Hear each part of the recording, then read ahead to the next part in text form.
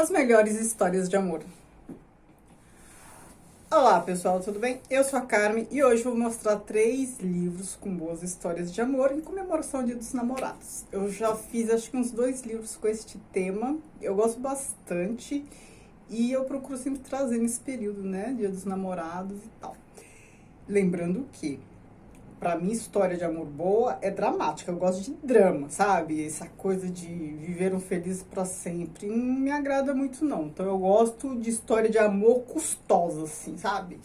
Dramática. Não necessariamente o amor romântico, sabe? Tipo, os sofrimentos do jovem Werther. Não é esse tipo de história que me agrada. Eu gosto de histórias de amor que apresentam, assim, uma impossibilidade de realização, mas tem ali um amor construído dos dois lados, né? No caso do Werther lá, a Carlota lá, acho que nem se importava muito com ele. Enfim, era só uma coisa lá unilateral. Eu gosto quando os dois sofrem, os dois ficam juntos, depois se separam, isso, aquilo e tal.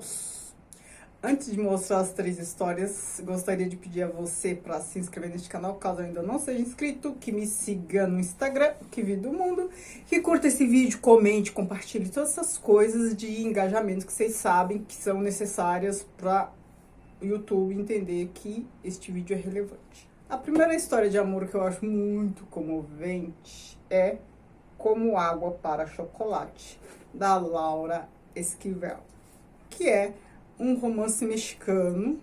É a história da Tita, que é apaixonada pelo cara aqui, que eu já não lembro o nome, mas ela não fica com ele se casa com outra. Eu nem lembro da história direito, gente. Pra mim, o que marcou foi o fato de ela ser tremendamente apaixonada por ele e expressar esse amor, esse impossível, por meio da comida, né? Então ela cozinha, todo o amor dela fica na comida, a libido dela vai pra comida, né? E aí ela faz uma comida muito boa.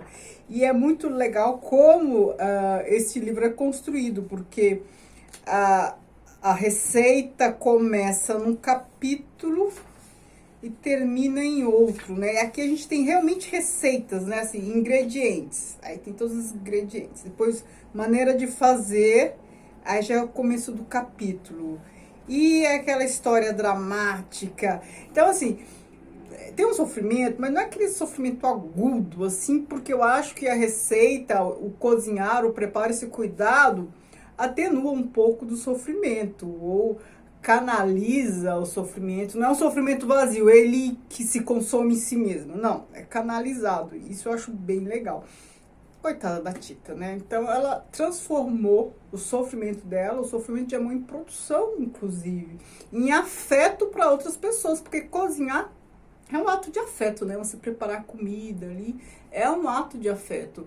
Eu acho que as atividades cotidianas, né, domésticas, acabam por nos deixar com vistas cansadas e a gente acaba não percebendo, não valorizando um gesto que aparentemente é pequeno, porque é cotidiano. A gente tende a pensar que o que é cotidiano é pequeno, não tem tanto valor, mas se a gente parar para pensar no ato em si, o ato de cozinhar é um ato de afeto, né? Você alimentar os seus, preparar com cuidado, né? E a Tita aqui faz isso muito bem. Então, a outra história de amor é O Grande Gatsby, do Scott Fitzgerald. Eu falei que eu gostava de uma história de amor que os dois lados se envolviam, não necessariamente. Aqui não acontece isso, mas eu acho uma história de amor interessante por tudo que está envolvido. Aqui, já fiz um vídeo sobre esse livro, então dei uma olhadinha lá na história para vocês entenderem melhor. Aqui a gente está falando de um romance ambientado na década de 30, ali nos Estados Unidos, finzinho da década de 20, enfim, nesse período aí, né, geração perdida ali, em que os Estados Unidos, né, no pós-guerra, já estava se tornando, já era, né, considerado os Estados Unidos que a gente conhece hoje, né, ele estava no princípio da sua potência. Aquele tempo de lei seca, de bebedeira, jazz, né, a era do jazz, e a gente tem aqui o Gatsby, um cara que se tornou milionário. A gente está numa época aqui da lei seca, ele se tornou milionário de maneira um pouco escusa e tal. E ele é apaixonado pela Daisy, eu acho, já nem lembro mais. Ele é apaixonado por uma mulher que é casada. E aí ele dá grandes festas para atraí-la. E a Tita ali de Como Água para Chocolate canaliza o amor dela ali na comida. Eu ia falar que ele canaliza em festa, mas não é bem canalizar. Ele expressa o amor dele, ele tenta atrair, tenta ficar perto da mulher amada com festas e tal, para atraí-la, para convidá-la, para estar perto e tudo mais, né? O que eu acho interessante aqui é que a gente não tem assim, mocinhos convencionais nessa história. Eu gosto disso.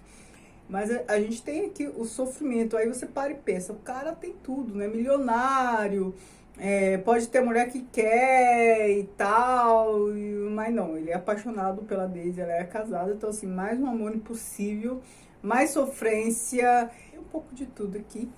Esse é um grande livro da literatura que expressa bem ali um momento histórico relevante para os Estados Unidos. É um contexto que constitui o perfil do país, até nos ajuda a entendê-lo, né, o país, hoje.